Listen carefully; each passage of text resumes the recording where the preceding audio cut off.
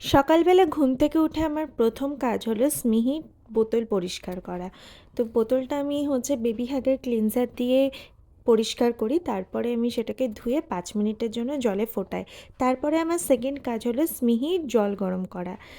এরপরে আমি স্মিহি সমস্ত কিছু অ্যারেঞ্জ করে নিই, ঘুম থেকে উঠে কী কী করাবো তো সমস্ত কিছু এক জায়গায় করে নিই। তারপরে স্মিহিকে আমি রোজই ঘুম থেকে তুলি, কারণ ও নিজে থেকে কিছুতেই ঘুম থেকে ওঠে না।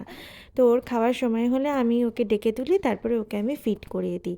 তো যাই হোক, অনেক কষ্টে স্মিহি তারপর ঘুম থেকে ওঠে, ওকে আমি ফ্রেশ করিয়ে খাইয়ে দাইয়ে মায়ের কাছে দিয়ে দিয়েছি।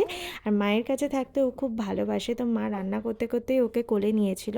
তারপরে এই যে স্মিহি এই খেলাটা নতুন শিখেছে, পা দিয়ে সমস্ত কিছু টাচ করা। তারপরে আমি স্মিহির জামা কাপড়গুলো ভালোভাবে ঝুড়িতে গুছিয়ে নিই। আর বিকেলবেলায় স্মিহির বাবা ঠাকুমা এসেছিলো, ও তো খুব খুশি। তো আজকের ব্লগটা এটুকুই, কেমন লাগলো অবশ্যই জানিও। টাটা।